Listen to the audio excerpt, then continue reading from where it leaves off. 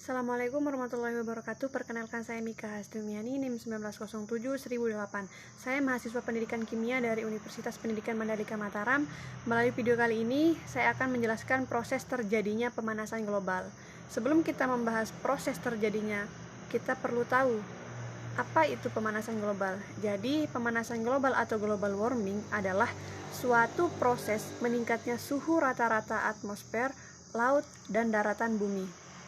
Pemanasan global ini merupakan panas bumi yang berasal dari pancaran atau radiasi matahari yang sebagian panasnya ditahan di bumi oleh gas-gas yang ada di atmosfer. Jadi pada slide ini adalah bumi, di mana bumi ini diselimuti oleh atau dilindungi oleh atmosfer. Atmosfer memiliki 5 lapisan. Dalam slide ini saya akan jabarkan satu persatu.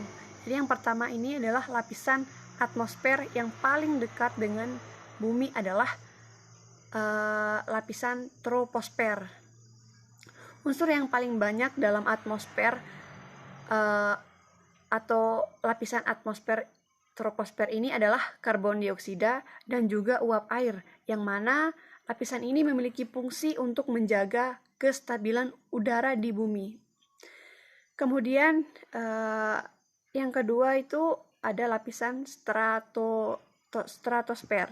Pada lapisan ini unsur yang paling banyak adalah ozon atau O3. Fungsi stratosfer adalah yaitu untuk melindungi bumi dari gelombang radiasi ultraviolet yang sangat berbahaya jika terkena kulit manusia. Lapisan yang ketiga yaitu namanya lapisan mesosfer. Semakin tinggi lapisan akan semakin dingin, di mana suhu dalam lapisan atmosfer yang ketiga ini mencapai 0,4 derajat Celcius. Perlu kita ketahui bahwa dalam lapisan ini meteor bisa dihancurkan karena setiap benda luar angkasa yang masuk akan dibakar dan diurai pada lapisan ini. Selanjutnya lapisan keempat yaitu termosfer, di mana pada lapisan keempat ini adalah tempat terjadinya ionisasi partikel-partikel sehingga akan memberikan efek pada perembatan atau pemantulan gelombang radio. Dan untuk lapisan yang terakhir itu adalah lapisan yang paling jauh dari permukaan bumi, yaitu lapisan eksosfer, di mana lapisan ini adalah lapisan terluar dari atmosfer itu sendiri. Kemudian pada slide itu ada di sana adalah matahari, yang mana matahari ini adalah sumber energi yang terdapat di bumi. Sebagian besar energi tersebut berbentuk radiasi gelombang pendek, termasuk cahaya tampak.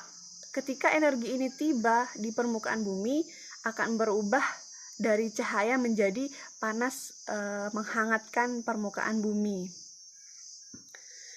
Permukaan bumi akan menyerap sebagian panas dan sebagiannya juga dipantulkan kembali. Pada slide ini ada sinar yang hanya sampai pada lapisan ozon, kemudian dipantulkan keluar, dan ada juga sinar yang mengenai bumi, kemudian dipantulkan lagi, dan juga sinar matahari hanya sampai di lapisan mesosfer, kemudian dipantulkan kembali ke angkasa. Nah, itulah fungsi dari lapisan atmosfer pada bumi. Secara umum kita bisa simpulkan bahwa fungsi dari atmosfer itu sendiri adalah untuk melindungi bumi.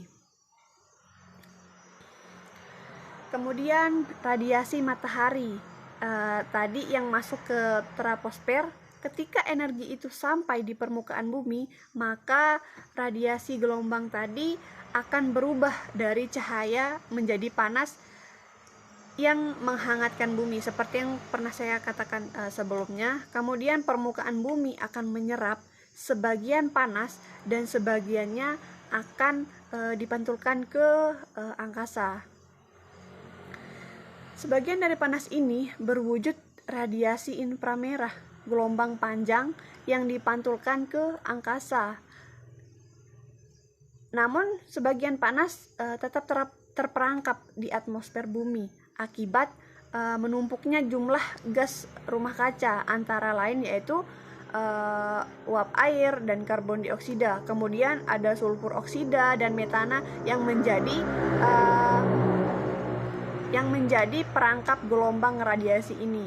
Gas-gas ini menyerap dan memantulkan kembali radiasi gelombang yang dipancarkan bumi, dan akibatnya panas tersebut akan tersimpan di permukaan bumi.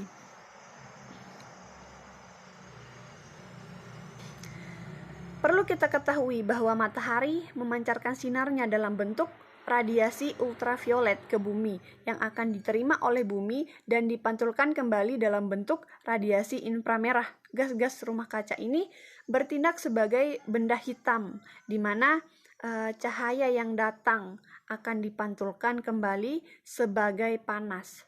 Semakin banyak kandungan atau konsentrasi gas-gas rumah kaca, semakin banyak panas yang dilepaskan, maka semakin panas atmosfer bumi. Inilah yang disebut sebagai efek rumah kaca.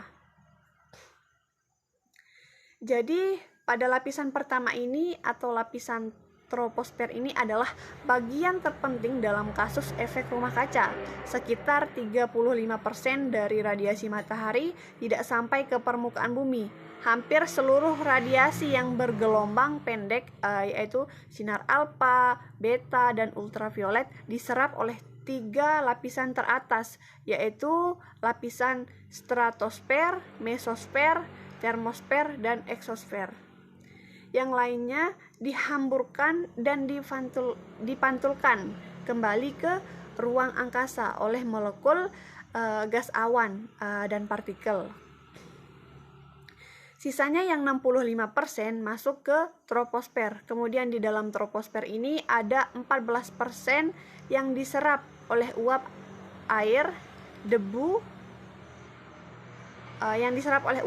debu dan gas-gas tertentu, sehingga hanya 51% yang sampai ke permukaan bumi. Dari 51% ini, 37%-nya itu merupakan radiasi langsung dan 14% radiasi difusi yang telah mengalami penghamburan dalam lapisan troposfer oleh molekul gas dan partikel debu. Selanjutnya yaitu kita masuk ke lapisan ozon, di mana lapisan ozon berfungsi untuk menyerap sinar ultraviolet. Jika lapisan ozon ini tidak menyerap sinar ultraviolet dan mengenai kulit manusia, molekul DNA manusia bisa rusak. Selain itu juga manusia akan mengalami gangguan pernapasan jika terpapar sinar ultraviolet secara intensif. Ozon adalah molekul gas yang tersusun dari 3 atom oksigen yang secara alami terdapat di atmosfer bumi dan menyerap radiasi sinar ultraviolet pada panjang gelombang tertentu. Ozon terbentuk secara alami melalui siklus Chapman, di mana reaksi pemecahan molekul O2 oleh sinar ultraviolet menjadi 2 atom oksigen yang kemudian bereaksi dengan molekul oksigen lain menjadi molekul O3 atau ozon. Pembentukan molekul ozon paling banyak di daerah tropis karena intensitas sinar UV yang paling optimum di daerah tersebut. Nah, inilah slide dalam pembentukan dan penghancuran ozon yang dijelaskan tadi. Jadi ada molekul oksigen yang dimana ikatan dalam molekul oksigen ini dikenai oleh sinar ultraviolet intensitas tinggi dari matahari, sehingga memutuskan ikatan 2 atom oksigen yang membentuk molekul oksigen menjadi 2 atom oksigen.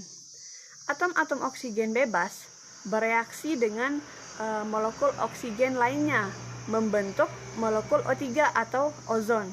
Nah, kemudian molekul-molekul ozon ini menyerap energi radiasi sinar ultraviolet yang menyebabkan ozon terurai menjadi molekul dan atom oksigen.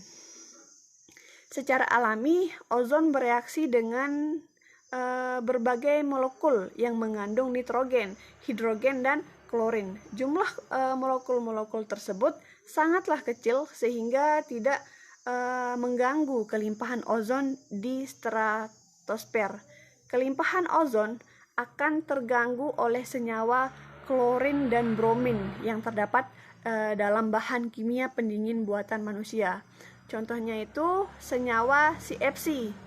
Klorin yang terlepas dari CFC akan menguraikan ikatan O3 sehingga kerapatan lapisan ozon akan berkurang jika proses tersebut berlanjut. Jadi itulah yang akan mengakibatkan penipisan ozon.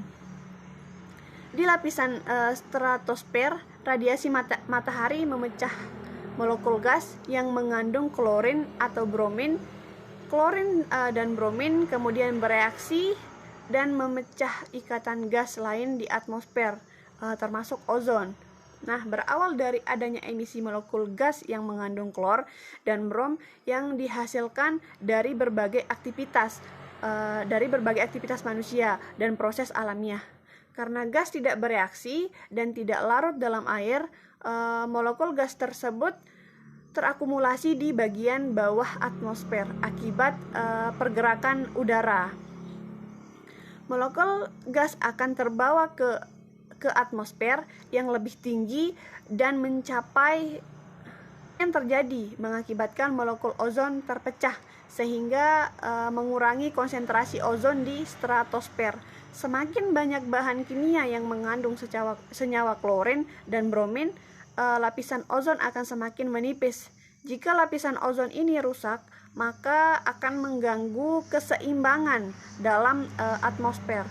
Jumlah bahaya dari radiasi sinar ultraviolet yang mencapai bumi akan meningkat sehingga keseimbangan lapisan ozon terganggu. Selanjutnya yaitu proses perusakan ozon.